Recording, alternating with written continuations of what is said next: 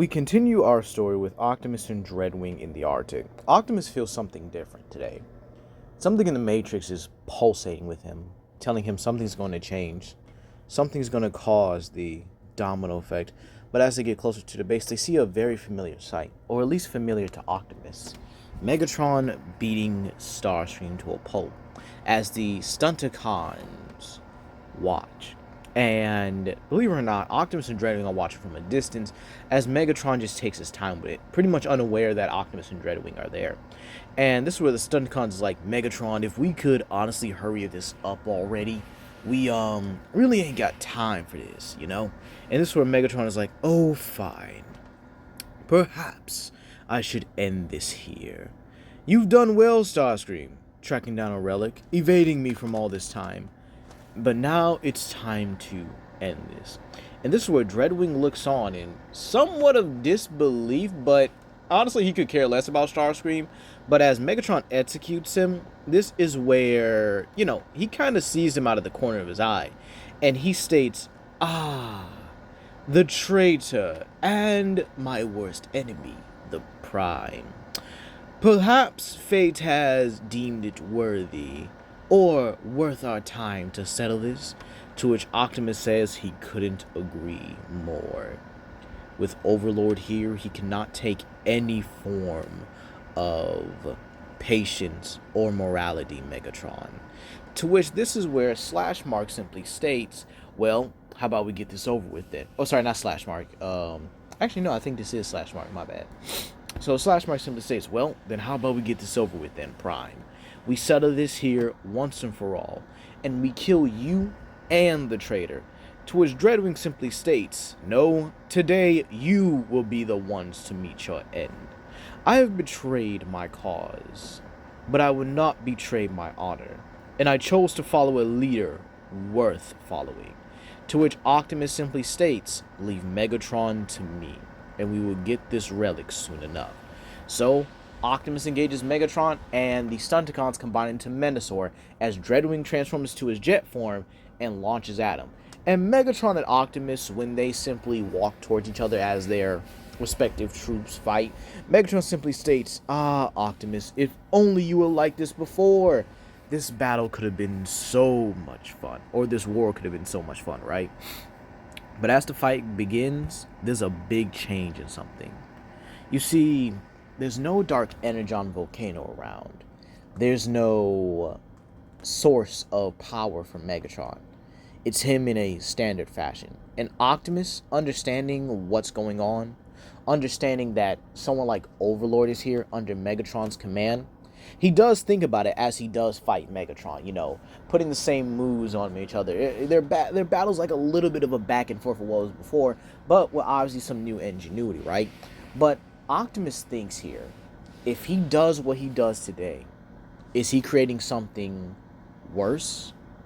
Or is he creating an opening to take down the Decepticons once and for all? While that's happening, Dreadwing is actually keeping his distance from Menasor because, again, he can't really close the distance. But every time he does land, he places a bomb on the ground. But again, as soon as Menasor gets close with his Storm Blade, he yeets, or just, straight up yeets himself out of the way and pretty much dodges it. However, this is where Optimus not only gets the upper hand on Megatron, he starts beating the brakes off of him. Beating him down bloody and even enough to tear his fusion cannon off. And this is where Megatron simply states, well, Optimus, seems like you'll be the one to, BAM! Optimus shoots Megatron right in the face, killing him, telling Megatron that his hubris and his complacency was really his undoing. Meanwhile, he actually hears Dreadwing calling for help as, well, Menasor's finally got him. He's only got one bomb left, and Menasor pretty much has him cornered at this moment. To which, this is where Dreadwing presses the explosions, and Menasor gets light up like a Christmas tree. So Menasor is now on the back foot, his armor crumbling, and he's in heavy damage. To which Dreadwing says, Prime, if you have a plan, now's the time to do so. To which Dreadwing opens fire, pretty much blasting Menasor with everything he can. However, Optimus uses this opportunity to grab the Dark Energon shard from Megatron's chest now, because again, you can say he just punched it open and grabbed it. Then he used this moment to run up, catches one of Dreadwing's bombs that gets tossed to him, and then slams his fist right into Menasor's chest, actually, I guess you could say exposing his spark, if you will, right? Then, placing the bomb and stuff in there, while Menasor tries to, flail and shake him off, he then jumps back, pulls out his ion blaster, and then boom! Huge Dark Energon explosion rips through Menasor, causing a massive, massive explosion. And Optimus and Dreadwing look at each other, and Dreadwing gives him a nod, and Optimus does the same, with Optimus simply smiling at Dreadwing, telling him, "You chose the right path." To which Dreadwing says, "Thank you, and now I can rest easy knowing that Skyquake has been avenged." However, this is where they both walk into the military base to find out the Apex armor is not there. If Megatron didn't get it, Starscream didn't get it, Menasor didn't get it, but who did? Then they think to themselves, who could have possibly... Oh no. No, no, no, no, no, no, no, no, no, no, no. To which Dreadwing states, they were foolish. They should have brought more backup. To which Optimus says they used their forces to the best of their abilities. Whatever Decepticon has the Apex armor, we will find a way to stop them. And so, they head back to base, where RC and Bumblebee pretty much tell about them finding the phase shifter and them being able to beat, knock out, and break down in order to get it. Not dead, but again, still a win nevertheless, right? Meanwhile, the Tank Bros, Brawl and Warpath, brag about how they pretty much use the toxin to kill Sunder and even manage to just double hammer Deathosaurus, right? However, Optimus is shocked to see the Dinobots. Wait, there's only 4. What the heck happened? To which this is where he actually greets them and has actually stated he's happy to see them. When did they get here? To which they kind of explain their arrival. And this is where Dreadwing's like, wait a minute. I thought there were 5 of you with your former Lightning Strike Collision Force leader, Grimlock. To which Snarl states, for your information, he's still our leader as the Dinobots. But considering Grimlock has a better healing factor, thanks to the likes of Shockwave, he went out with Arachnid, so they'll be returning with the Renaissance Blaster, and we're still waiting to hear back from Bulkhead and Wheeljack from what they find. To which this is where Ratchet simply states, actually, we have a transmission from them right about now. And this is where we head back to the Decepticon warship, right? We would pan over to her and stuff right there. And we would hear a maniacal laughter. A laughter of bodacious authority. And this is where we see the Apex armor in the hands of Overlord. Keep in mind how terrifying this is, right? He's already a Phase 6 member, or a Phase 6er, or a 6 phaser, however they call it. I know it is what it is. And he's already made of Unutrium, already like halfway indestructible, right? And now he has the Apex armor in his hands. And this is where Knockout and Breakdown say, so Overlord, what happened to Megatron and Menasor? To which Overlord states, that would be Lord Overlord. Nah, that sounds too horrible. How about Emperor Overlord? Dear God, I swear my name is just literally over the top, isn't it? Emperor would do. Or King Overlord. Yes, that sounds perfect. King Overlord. To which Knockout says, okay, Your Majesty, what happened to Megatron? And Overlord explains, even giving his own speech about how he'll deal with the Autobots far better than what Megatron ever could have. To which, by the way, Shockwave's over a monitor at his off-site laboratory stating that the Predacons are almost ready. Keep in mind, while the Autobots have been relic hunting, he's been fossil hunting and has actually been able to find it with ease because no Autobots really been there to distract him. So, this is where Overlord simply states, good, good. But first, he does need something. Where's Megatron's stash of dark energon. And so this is where Knockout's like, follow me, your majesty. And so he takes Overlord to Megatron's stash of dark energon, and he says this will be perfect. But then we head back to the Autobot base, right? And we're going to end off here.